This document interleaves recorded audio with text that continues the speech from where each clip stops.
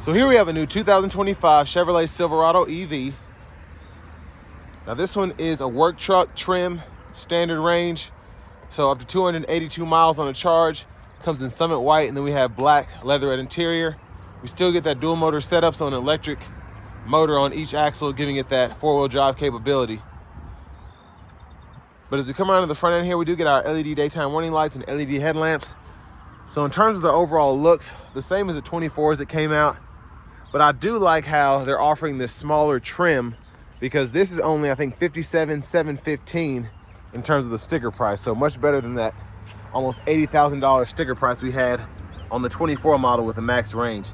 But down here, these are gonna be 18-inch steel wheels. Passive keyless entry on the front. And then to the door panel, power door lock controls, power mirrors. Then we have express down windows, all four doors. And then over here, electronic parking brake, lane keeping system.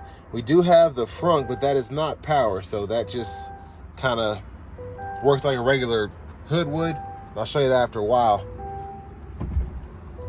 Pedals are down here. You do get a manual tilt telescoping steering wheel. And then here's our 6-way manual driver's seat. But a big thanks to Chevrolet Buick GMC of Murfreesboro for allowing me to review this truck today. I'll leave a link below in the description. But if you're looking to find the best price on one of these closer to home, click on that second link down below. It takes just a minute to fill out your information, and I'll make sure the local dealers are fighting to get you the best price on this or whatever new vehicle you might be interested in. But I have the seat up front adjusted for someone of my size, being 6'3" with longer legs. So let's go ahead and check out the rear seat room. And of course, it's phenomenal with this being a full-size truck and how long this vehicle is in particular. It's just tons of space. Seat back pockets are on both sides. Storage, rear AC vents.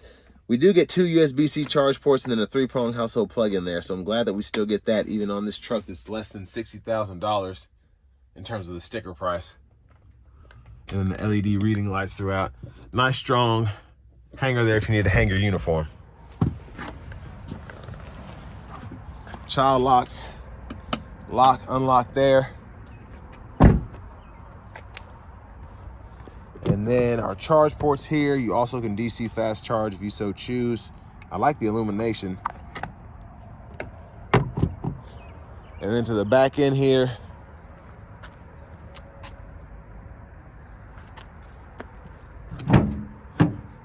We do get a 120 volt setup back here as well. You don't get the full-fledged of outlets like you get in the RST, but you still get an outlet in the bed as well as the second row, so that's nice. And there's a look underneath the truck.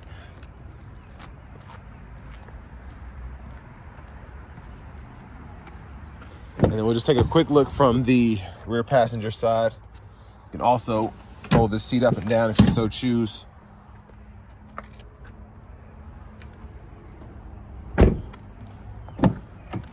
And then you get a 4-way manual front passenger seat here. Big storage pockets there, one up top, a lockable one down below. And then we do have the window sticker here. Y'all can pause anywhere you need to take a closer look at anything. But I think a really good option here at $57,715. And then you also have the option to get the EV tax credit as well. So for 282 miles for a full-size truck, I mean, not bad. And I do think compared to, let's say, an XLT F-150 Lightning, they're about neck and neck. I feel like this is more to offer, I think, as opposed to a base model trim in the Lightning. But there's the front space there. And then I'll show off the blinkers really quickly.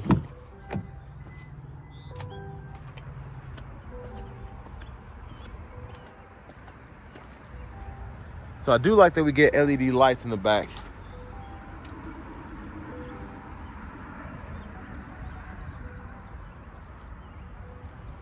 But let's go ahead and hop in the driver's seat.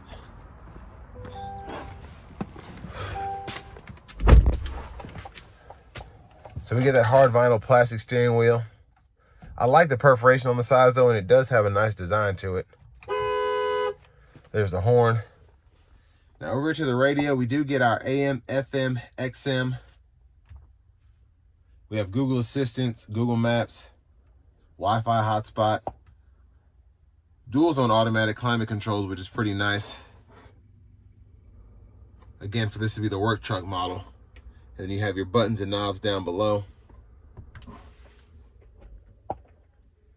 But Spotify, Amazon Music, a few other apps we can use, but traction control, rear window lock is there, the auto high beams, park assist, and then your headlamp controls, you can go through there, but you'll always have this little light bulb up there while the screen's on, and you can go between your main lights there. But a pretty simple system. You can connect your CarPlay, Android Auto, all of that there. And then your vehicle settings include teen, driver, rear seat reminder, buckle to drive.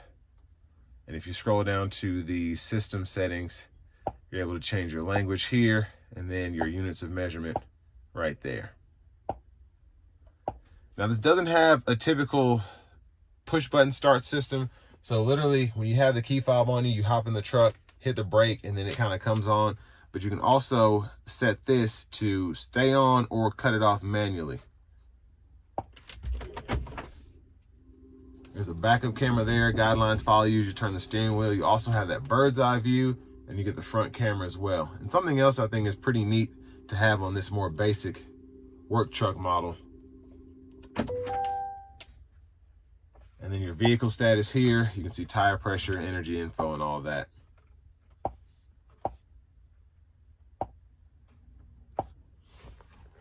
But down here, 2 USB-C ports, a 12 volt up there, tons of storage, bottle holders. The center console cubby space is also pretty good size.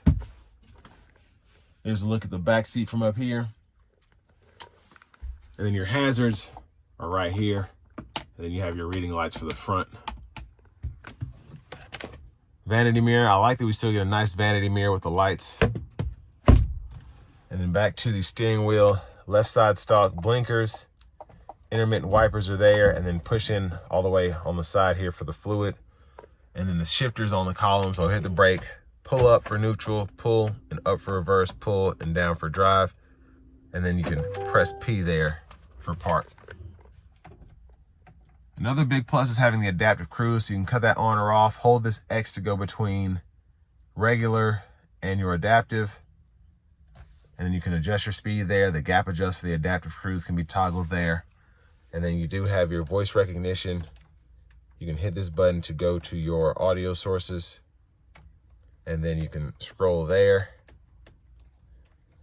And then this will change the gauge cluster view by holding that. So a few different options there. Behind the steering wheel on the left side, we can toggle track list, radio station presets. And then behind on the right side, we can toggle volume up and down there. But next, let's go ahead and take this 2025 Silverado EV work truck standard range out on the road for a test drive. So starting the test drive in the Silverado EV work truck, I'm really impressed with this trim level here, having the work truck model with the standard range, because especially if you're going to use this for a fleet or for a work truck, you don't need to have a full range of over 400 miles. 282 will be more than enough for a day's work, I think, especially if you're going to different job sites. And it really does make this more of an affordable option for a working fleet, as opposed to almost $80,000 for the max range battery in a work truck. It's nice that we can get this one for 57 and some change, and you still get all those features that you get on the work truck, which actually is quite a bit, I think, for a trim like this. But we're gonna give it a pull here. Here we go.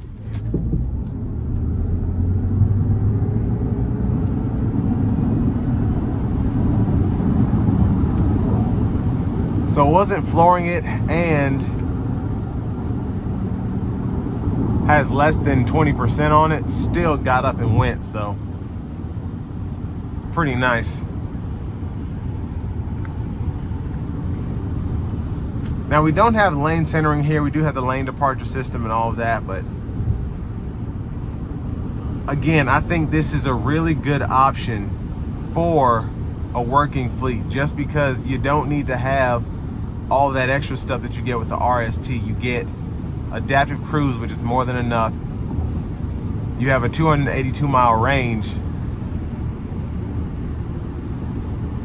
and it's just everything else. Again, for under $60,000, it makes a big difference in terms of competing with the F-150 Lightning.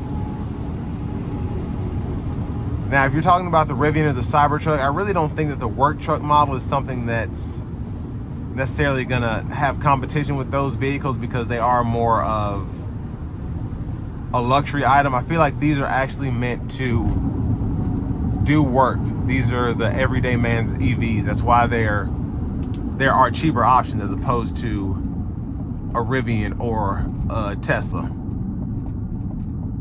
But ride quality is really good for it to be an electric pickup, and it just feels good behind the wheel.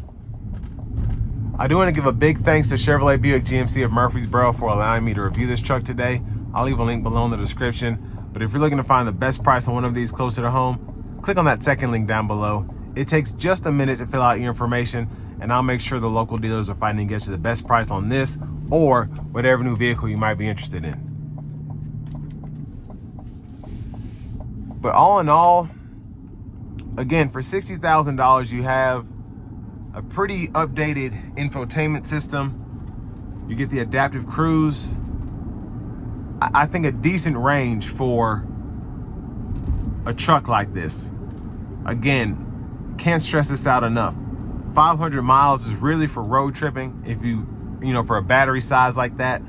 And if you're gonna be using this for work, it's not really necessary to have a 500-mile range unless you are gonna be doing some heavy towing or things like that. But even then, it depends on what your workload is. If you're gonna be doing a lot of towing for long distances, might wanna look at that RST trim or a higher trim for the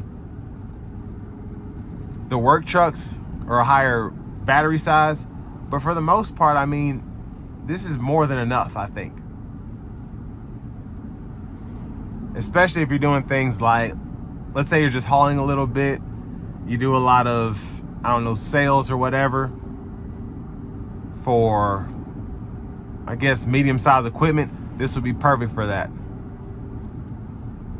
But it's also, even if you don't haul anything with it, it's relatively efficient if you're looking at a gas-powered vehicle, especially if you have DC fast chargers at your place of business, whether that's a small business or, let's say, a utility company, something like that.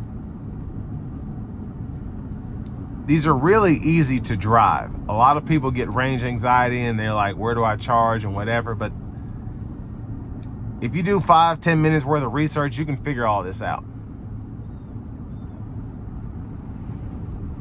I have an EV and I charge at home 99% of the time, except for when I go out of town, probably once a year. And then I have to use Electrify America's chargers, and that's no big deal. I just have a slower charging speed, so it takes about 40-45 minutes. But for the most part, I don't ever use a fast charger. I never need to. But with all that being said, this will bring me to the end of my review of this 2025 Silverado EV work truck, standard range.